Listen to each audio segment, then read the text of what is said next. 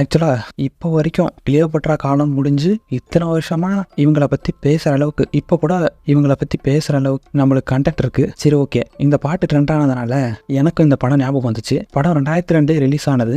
ஆஸ்டெரிக்ஸ் and ஆப்லிக்ஸ் meet Cleopatra படத்தோட பேர் இதுதான். படத்தோட ஒன்லைனர் என்னவோ ரொம்ப சிம்பிள் தான். எகிப்துல கிளியோபட்ரா ஆட்சி செஞ்சுட்டு இருந்த அந்த காலத்துல நம்ம அரசர் சீசருக்கும் நம்ம அரசி கிளியோபட்ரா 2 பேருக்குள்ளேயும் ஒரு விவாதம் வருது. நம்ம அரசர் என்ன சொல்றாருன்னா, ரோமானிய பேரரசு தான் பெருசு, அதுக்கு கீழே இருக்க ஒரு சின்ன நாடு தான் இந்த எகிப்து, இங்கெல்லாம் ஒரு விஷயமும் இல்லை, எல்லாம் ஃபுல்லா நாங்க டெக்னாலஜி டெவலப் பண்ணது அப்படின்லாம் பேசிக்கிட்டு இருக்காங்க. அதனால நம்ம கிளியோபட்ரா ரொம்ப டென்ஷனாக வராங்க. ஆக்சுவலா எகிப்தை கிளியோபட்ரா ஆட்சி பண்ணிட்டு இருக்காங்க. 2ல எது பெருசு அப்படின்னு சொல்லி அடிச்சு காட்டு அப்படின்னு 2 பேருக்கும். இவங்களுக்கு நம்மளோட அறிவு எந்த அளவுக்கு இருக்கு அப்படின்றத காட்டி ஆகணும் அப்படின்னு முடிவு பண்ணி, நான் இன்னும் 3 மாசத்துக்குள்ள உங்களுக்கு ஒரு அரண்மனையை கட்டித்தரேன், அதுல புது விஷயங்கள் நிறைய இருக்கும், நீங்களே பார்த்து வாயை பொழக்கிற அளவுக்கு இருக்கும் அப்படின்னு சொல்லி ஒரு சபதம் எடுக்கிறாங்க. அதுக்கு நம்ம அரசரும், என்னால 4 வருஷம் கழிச்சு ஒரு அரண்மனையை முழுசா கட்டி முடிக்க முடியல, நீ 3 மாசத்துல கட்டி முடிக்கிறியா, சரி பார்க்கலாம், கட்டி முடிச்சனா நீங்களும் பெரிய ஆளுன்றதை நான் ஒத்துக்கிறேன் அப்படின்னு சொல்லி ரொம்ப அசால்ட்டா பேசிட்டு இருக்காரு. அதுக்கப்புறம் இவர் இப்படி பண்றதை பார்த்து கிளியோபட்ரா கோவம் வந்து அங்க இருந்த பொருளெல்லாம் எடுத்து போட்டு உடைச்சிடுறாங்க. அதுக்கப்புறம் கட் பண்ணி அடுத்த சீன்ல ஒரு வீடு கட்டித்தர கான்ட்ராக்டரா வேலை பார்த்துட்டு இருக்கிறது தான்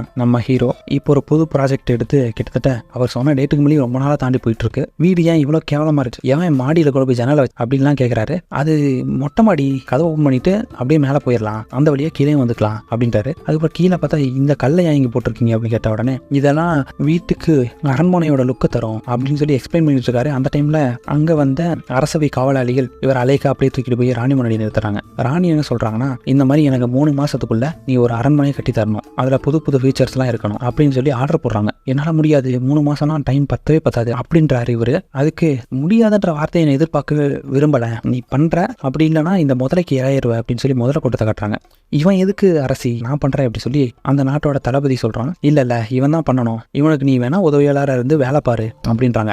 அந்த இடத்துல இவன் கொஞ்சம் கடுப்பாயிடுறான். நீ எப்படி 3 மாசத்துக்குள்ள இதை கட்டி முடிக்கிறேன் அப்படின்னு சொல்லி வெளியே வந்து சைலண்டா மிரட்டிட்டு போறான். அதுக்கப்புறம் அரண்மனை கட்ட வேண்டிய அந்த இடத்த போய் பார்த்துக்கிட்டு அதில் உள்ள அளவெல்லாம் அளந்து மார்க் பண்ணிட்டு இருக்காரு நம்ம ஹீரோ. 3 மாசத்துக்குள்ள இந்த கோட்டையை கட்டியே ஆகணும், இல்லைன்னா என்னை போட்டு தள்ளிடுவாங்கடா அப்படின்னு சொல்லி ஃப்ரெண்டு கிட்ட சொன்ன உடனே, 3 மாசம்லாம் வாய்ப்பே இல்லை எப்படி அப்படின்னு சொல்லி அவன் ஃப்ரெண்டும் கேட்கறான். அதுதான் எனக்கே தெரியல அப்படின்னு சொல்லி இவர் சொன்ன உடனே, ஒரு 3 மாசத்துல கட்டினா மந்திரவாதிகளால தான் முடியும் அப்படின்னு சொல்லி ஒரு வார்த்தையை போறாரு. மந்திரவாதிகள், ஆமா கரெக்டான ஐடியா அப்படின்னு சொல்லிட்டு அவங்க அப்பாவோட ஃப்ரெண்டு ஒரு பெரிய மந்திரவாதியா இருந்திருப்பாரு அப்ப. அதுக்கப்புறம் நான் அவரை தேடி போய் கூட்டு வரேன், நான் போட்டிருக்க அளவுல தோட்டம் மற்ற விஷயங்கள்லாம் பண்ணி வை, நம்ம சீக்கிரமா வேலையை முடிக்கலாம் அப்படின்னு சொல்லிட்டு அவருக்கு பட்டு கிளம்புறாரு. அதுக்கப்புறம் கட் பண்ணி அடுத்த சீன்ல இங்க 2 பேர் பனி பிரதேசத்துல வேற நாட்டு எல்லைக்குள்ள நுழைஞ்சிட்டு இருக்காங்க. அங்க நிறுத்தின காவலாளிய சுண்டு விரல தட்டி அப்படியே பறக்க விடுறாங்க. அவனுங்க பல கிலோமீட்டருக்கு அந்த பக்கம் போய் விழுறானுங்க. அதை விழுந்த காவலாளி கிட்ட போயிட்டு, இந்த மாதிரி மந்திரவாதிகளை பாத்தீங்களா அப்படின்னு சொல்லி கேட்கிறாரு. அங்க 2 பேர் இருக்கானுங்க, அவன்கிட்ட போய் கேளு, டீட்டெயிலா சொல்லுவானுங்க அப்படின்னு சொல்லிட்டு அப்படியே விழுந்துறாரு. அதுக்கப்புறம் அந்த 2 பேரை போய் நம்ம ஹீரோ மீட் பண்றாரு. இந்த மாதிரி இவர் பேரை சொன்ன உடனே, வா அவர் அங்கதான் இருக்காரு அப்படின்னு சொல்லி கூப்பிட்டு போறாங்க.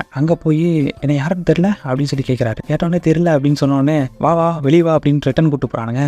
இருக்கடா நான் இன்னும் சொல்லிய முடியல அப்படின்னு சொன்ன உடனே இவரோட ஃப்ரெண்டான இவங்க அப்பா பேரை சொல்றாரு. அதுக்கப்புறம் வா நீயா ரொம்ப சந்தோஷமா இருக்கு அப்படின்னு சொல்லி உள்ள கூட்டு போய் சாப்பாடெல்லாம் போறாரு. அதுக்கப்புறம் இந்த மாதிரி 3 மாசத்துக்குள்ள நான் அரண்மனையை கட்டி முடிச்சே ஆகணும், இல்லைன்னா என்னை கொண்டுருவாங்க அப்படின்னு சொல்லி அவரோட கஷ்டத்தெல்லாம் சொல்றாரு. அதுக்கப்புறம் சரி ஓகேன்னு சொல்லி இவங்களும் அதுக்கு ஹெல்ப் பண்றதா ஒத்துக்கிறாங்க. அதுக்கப்புறம் இவங்க பல நாள் டிராவல் பண்ணி எகிப்துக்கு வந்துகிட்டு இருக்காங்க. ஒரு கடல் கொள்ளையின் கூட்டம் காட்டுறாங்க. இவங்க சரியான காமெடி பீஸ் போல. ஏற்கனவே இந்த 2 கொண்டான்ட்டு நம்ம அடி வாங்கினது போதும், இவனுக்கு 2 பேரை தவிர வேற எவன் வந்தாலும் பிடிக்கிறா, மொத்தமா கொள்ளை அடிக்கிறோம், பயங்கரமா திருடுறோம் அப்படின்னு சொல்லி பேசிக்கிட்டு இருக்கானுங்க. அப்புறம் அங்க ஒரு கப்பல் வருது அப்படின்னு சொல்லி மேல இருந்து ஒருத்தன் சொல்றான். இன்னைக்கு அப்ப நம்மளுக்கு நல்ல வேட்டை, அந்த கப்பல் பக்கத்துல இந்த கப்பலை நடத்திட்டு போறாங்க. அங்க போன உடனே அவங்க எவனை பார்க்க கூடாதுன்னு சொன்னாங்களோ அந்த குண்டா இருக்கனே அந்த கப்பல் இருக்கான். அதனால அவங்க கப்பலையே அவங்க உடைச்சு அந்த கடல்ல இருந்து எகிரி குச்சிடுறாங்க. எப்படி என்னோட எஸ்கேப் அப்படின்னு சொல்லி அந்த கப்பலோட கேப்டன் கேட்கறான். அதுக்கு அவனோட கூட இருக்கணும் சூப்பர் அப்படின்றான். அதுக்கப்புறம் கட் பண்ணி அடுத்த சீன்ல எகிப்துக்கு வந்து சேர்றாங்க. அதுக்கப்புறம் கிளியோபட்ரா கிட்ட இன்ட்ரடியூஸ் பண்ணி வைக்கிற நம்ம ஹீரோ. இவங்கெல்லாம் என்னோட ஃப்ரெண்ட்ஸ், சீக்கிரமா கட்டத்துக்கு உதவி பண்ணுவாங்க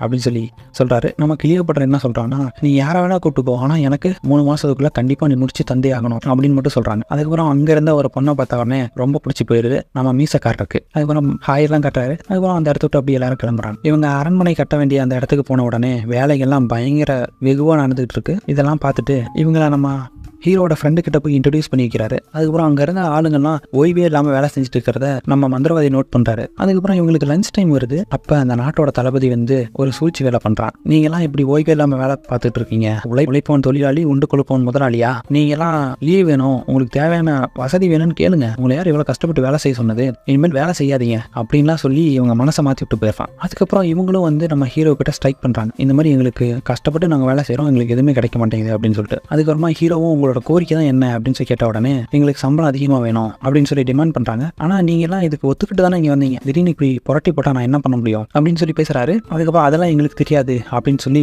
அங்கேருந்து அந்த ஒரு லேடியும் பேசிக்கிட்டு இருக்காங்க. இதை எப்படி விட்டா சரியாகாது அப்படின்னு சொல்லிட்டு நம்ம மந்திரவாதி உங்க பிரச்சனையை நான் சால்வ் பண்றேன் அப்படின்னு சொல்லிட்டு அங்க போய் ஒரு சூப்பர் ரெடி பண்றாரு. அதை குடிச்ச உடனே எல்லாரும் ரொம்ப பலசாலி ஆயிடுறாங்க. பெரிய பெரிய பாறையெல்லாம் தூக்கி போட்டு விளையாண்டு இருக்காங்க. அதுக்கப்புறம் எல்லாருக்கும் அந்த மரத்தை கொடுத்து ஈஸியா வேலையை முடிக்கிற மாதிரி ஐடியா பண்றாங்க. அதுக்கப்புறம் கட் பண்ணி மறுபடியும் தளபதியை காட்டுறாங்க. இன்னொரு மொட்டை என்ன காசு கொடுத்து இவங்களுக்கு ஒரு இடத்துல இருந்து கல் வந்துட்டு இருக்கு, இந்த பணத்தை வச்சுக்கோ, அந்த கல்லை மட்டும் இப்படியாவது நீ வராம நிறுத்திடு அப்படின்னு சொல்லி சதி திட்டத்தை தீட்டுறான். அதுக்கு ஓகே பேஷா பண்ணிடலாம் அப்படின்னு சொல்லிட்டு அவனும் கிளம்புறான். அந்த மொட்டையன் போய் அங்கிருந்து ஆளுங்களுக்கு காசை கொடுத்து கல்லெல்லாம் கடல்ல தூக்கி போட வச்சிடறான். அதுக்கப்புறம் இங்க வந்து சேர வேண்டிய கரெக்டான கல்லுக்கு பதிலாக சின்ன சின்ன பீஸா வந்து சேருது. இதை வச்சுட்டு எனக்கு காசை கொடு அப்படின்னு சொல்லி அந்த கல்லை கொண்டு வந்து பிரச்சனை பண்ணிட்டு இருக்கான். இதுக்கெல்லாம் காசு தர முடியாது அப்படின்னு சொல்லி ஹீரோ பேசி பாக்குறாரு. ஆனா கேட்கல. குண்டா இருந்த மந்திரவாதி வந்து தவளாலேயே நான் வைக்கிறான். அதுக்கப்புறம் கல்லு கொண்டு வரேன் அப்படின்னு சொல்லி ஒத்துக்கிறான். இப்படி பேசினாதான் சரிப்பட்டு வரீங்கன்னு சொல்லிட்டு விட்டுறாங்க. அதுக்கப்புறம் கட் பண்ணி அடுத்த சீன்ல ஒரு பெரிய சேலை இருக்கும், அது மேல ஏறி பாக்குறேன் அப்படின்னு சொல்லிட்டு சொல்ல கேட்காம அந்த குண்டா இருக்க அந்த மேலே ஏறான். ஆனா அந்த சிலையோட மூக்கு மட்டும் உடஞ்சு விழுந்துருது. அப்புறம் என்ன பண்றதுன்னு தெரியாம நைஸா அவங்கள்ட்ட இருந்த மந்திர கலவையை கொடுத்துட்டு அந்த மூக்கை அப்படியே அந்த சிலையோட உள்ள தள்ளி விட்டு க்ளோஸ் பண்ணி விட்டுறான். நம்ம மந்திரவாதிகள் எல்லாம் சேர்ந்து அந்த வழியை போயிட்டு இருக்காங்க. அங்க இவங்களுக்காக வெயிட் பண்ணிட்டு இருந்த அந்த மொட்டையன், வாங்க உங்களுக்கு இந்த இடத்த சுத்தி காட்டுறேன், நான் அதுக்காக தான் இங்க உட்காந்துருக்கேன் அப்படின்னு சொல்லி இவங்களை கூப்பிடுறான். சரி இவங்களும் சுத்தி பார்க்கலாமே அப்படின்னு சொல்லி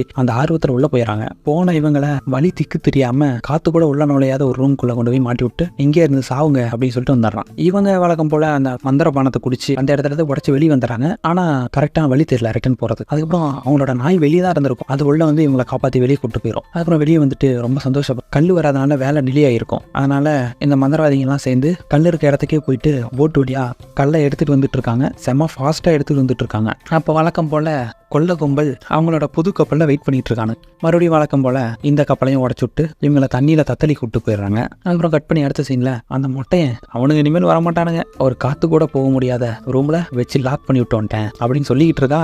அப்ப அது யாரு அப்படின்னு சொல்லி காட்டுறான். அது எனக்கு தெரியல, எப்படி இவனுக்கு வந்திருப்பானுங்க அப்படின்னு சொல்லி நம்ம தளபதிக்கிட்டே இவன் கொஸ்டின் கேட்கறான். நீ எப்படியும் சரிப்பட்டு வரமாட்டேன், இந்த இடத்துல ஓடிடு அப்படின்னு சொல்லி திட்டுறான் அந்த தளபதி. அதுக்கப்புறம் அந்த இடத்துல ஒரு தோட்டத்தை ரெடி பண்ணணும். செடியெல்லாம் வச்சிருக்காங்க, இன்னும் பெருசாகவே இல்லை. அதனால நம்ம ஹீரோ அந்த மந்திரவாதியோட ஹெல்ப்பை கேட்கிறாரு, எனக்கு இந்த இடத்துல தோட்டம் உருவாக்கணும் அப்படின்னு சொல்லி. இவரு அவர் கையில இருந்த மந்திரவாதியை எடுத்து கொடுத்த உடனே மரமா டக்கு டக்குன்னு வளர்ந்து நிற்குது. அதுக்கப்புறம் இந்த தளபதி அந்த மொட்டையனை கூட்டிட்டு நேரடியா அரசரையே போய் பாக்குறாரு. அரசருக்கும் அவரோட ஈகோ விட்டு கொடுக்க முடியாம அந்த அரண்மனையோட கன்ஸ்ட்ரக்ஷன் ஒர்க்கை நிறுத்தணும் அப்படின்றதான் அவரோட இருக்கு. அதுக்கப்புறம் ரெண்டு பேரும் சேர்ந்து பிளான் போட ஆரம்பிக்காங்க. அதுக்கப்புறம் கிஃப்டா ஒரு கேக் வந்திருக்கு. ஓகே இந்த கேக்ல இருந்து ஆரம்பிக்கிறேன், இதை கொடுங்க அப்படின்னு சொல்லி இந்த மந்திரவாதிங்க 3 பேரும் இந்த கேக் அனுப்புற மாதிரி ஒரு லெட்டரை வச்சு அந்த கேக்ல விஷத்தை தடவி அனுப்பிச்சு விட்டுறான். இதெல்லாம் தெரியாம பார்ட்டிக்கு ரெடி பண்ணுங்க அப்படின்னு சொல்லி இளையப்பட்டா சொல்லிட்டு இருக்காங்க. அதுக்கப்புறம் இவங்க பயங்கரமா கறியெல்லாம் சமைச்சு சாப்பிட்றது ரெடியா இருக்க டைம்ல இளவரசி உங்களை கூப்பிட்டு வர சொன்னாங்க அப்படின்னு சொல்லி சாப்பிட கூட உடம்பு கூப்பிட்டு போறாங்க. அங்க போனா நீங்க 3 பேரும் அனுப்புன இந்த கேக்ல என்னத்தை கலந்தீங்க, இங்க பாருங்க எங்க ஃபுட்டை டெஸ்ட் பண்ணக்கூடிய இந்த ஆளுக்கு இப்படி ஆயிடுச்சு,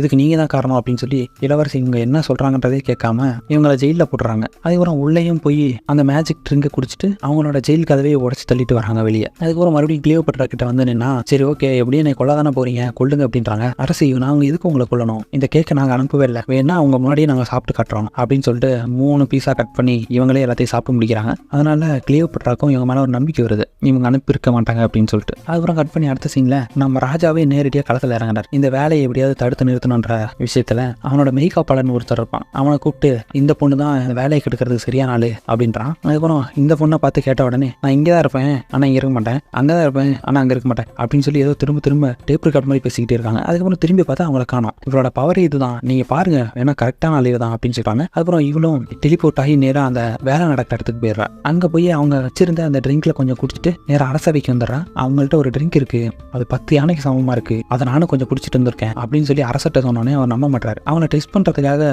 ஒரு பெரிய பூதத்தையும் அனுப்பி வைக்கிறாரு. அவனை தூக்கி போட்டு வந்தார். அதனால ஓ இது சீரியஸான விஷயம் தான் போல அப்படின்னு சொல்லி பெரிய விஷயமா எடுத்துக்கிறாங்க. ஆரம்பிக்கிறாங்க. அதுக்கப்புறம் அவரோட படையெல்லாம் அனுப்பி இவங்க பண்ணது ஏதோ ஒரு தேச குத்தம் மாதிரி ஒரு பிளானை ரெடி பண்ணி அவருக்கு கீழே இருக்க அந்த படையை வச்சு தாக்குறாரு. அதுக்கப்புறம் இந்த மந்திரவாதிகள்லாம் அவங்களோட ட்ரிங்கை குடிச்சிட்டு வழக்கம்போல இவங்க வேலையை காட்ட ஆரம்பிக்கிறாங்க. இந்த சண்டை பயங்கரமா நடந்துகிட்டே இருக்கு. பெரிய பெரிய போர்க்கருவிகள்லாம் வச்சு அந்த அரண்மனை இடிக்கிறதுக்கு தாக்கிட்டே இருக்காங்க. அதுக்கப்புறம் இந்த விஷயத்தை எப்படியாவது அரசிக்கிட்ட கொண்டு போய் சேர்க்கணும் அப்படின்னு சொல்லிட்டு அவங்களோட நாய்கிட்ட லெட்டர் கொடுத்து அனுப்புறாங்க. அதுக்கப்புறம் நாய்கிட்ட மட்டும் கொடுத்து அனுப்புனா பத்தாது அப்படின்னு சொல்லிட்டு இந்த மீசக்காரரு அந்த பொண்ணு பார்க்குற ஆசையில நான் போறேன் அப்படின்னு சொல்லிட்டு அந்த நாயும் இவரும் 2 பேரும் ஓடுறாங்க. இவர் ஓடுறன்னு சொல்லிட்டு போற வழியில அவர்கிட்ட இருந்து அந்த மந்திர பானத்தை அந்த இடத்துல போட்டு போயிடுறாரு. அதை அந்த தளபதி பார்த்து எடுத்து அவனும் குடிச்சிடறான். அவனுக்கு பயங்கரமான பவர் வந்துருது. நேரடியா இந்த தளபதியை களத்துல இறங்குறான். அதுக்கப்புறம் நம்ம ஹீரோவுக்கும் இந்த தளபதிக்கும் பயங்கரமான சண்டை. மேலே தாவறது என்ன கீழே தாவறது என்னன்னு. அதுக்கப்புறம் கஷ்டப்பட்டு போன நம்ம மீசக்காரன் ஒரு வழியா அரசிக்கிட்டு இந்த லெட்டரை சேர்த்துறான். நம்ம நாட்டு அரசரே உங்களோட அரண்மனையப்பா இடிச்சு தரமட்டமாக்கிற ட்ரை பண்ணிட்டு இருக்காரு வாங்க அப்படின்னு சொல்லி அரசி செம்ம காண்டில் வந்து நிற்கிறாங்க.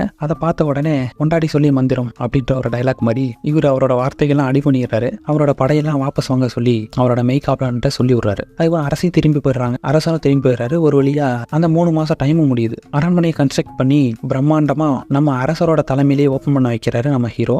அதுக்கப்புறம் லிஃப்டெல்லாம் ரெடி பண்ணியிருக்கேன் அப்படின்னு சொல்லிட்டு வழக்கமாக எங்கே பார்த்தாலும் அடி வாங்கிட்டே இருப்பானுங்கள்ல அந்த காமெடி கொள்ளை கும்பல் அவனுங்களை கயிறு வச்சு சுத்த விட்றாங்க எல்லாரும் மேலே ஜாலியாக போயிட்டு வர்றதுக்கு. அதை ரெடி பண்ணதே நம்ம ஹீரோட ஃப்ரெண்டு தானா. அதெல்லாம் பெருமையாக சொல்லிக்கிட்டே வர்றாரு நம்ம ஹீரோ. அதுக்கப்புறம் அரசருக்கும் இந்த மாளிகை ரொம்ப பிடிச்சி போயிருது. அதுக்கப்புறம் அந்த சீனை கட் பண்ணி அடுத்த சீனில் நம்ம மீசக்காரரும் அந்த பொண்ணும் 2 பேரும் மீட் பண்ணி ஜாலியாக பேசிக்கிட்டு இருக்காங்க. அதுக்கப்புறம் நம்ம ஹீரோ சொன்ன வேலையை கரெக்டாக முடிச்சதுனால அவருக்கு பயங்கரமான பொற்காசு அவருக்கான மரியாதை எல்லாமே செய்கிறாங்க நம்ம கிளியோபட்ரா. அதுக்கப்புறம் இந்த படம் ஒரு ஹாப்பி எண்டிங்கோட இந்த இடத்துலயும் முடியுது. சரி, ஓகே, தேங்க்யூ ஃப்ரெண்ட்ஸ். இது வரைக்கும் பார்த்தீங்கன்னா ரொம்ப நன்றி. நம்ம சேனலை கொஞ்சம் சப்ஸ்கிரைப் பண்ணுங்க, உங்க ஃப்ரெண்ட்ஸ்க்கு ஷேர் பண்ணுங்க. வேற என்ன மூவி போடலாமா அப்படின்றத கமெண்ட் பண்ணுங்க. இதே மாதிரி வேற ஒரு வீடியோ வந்து பார்க்குறேன்.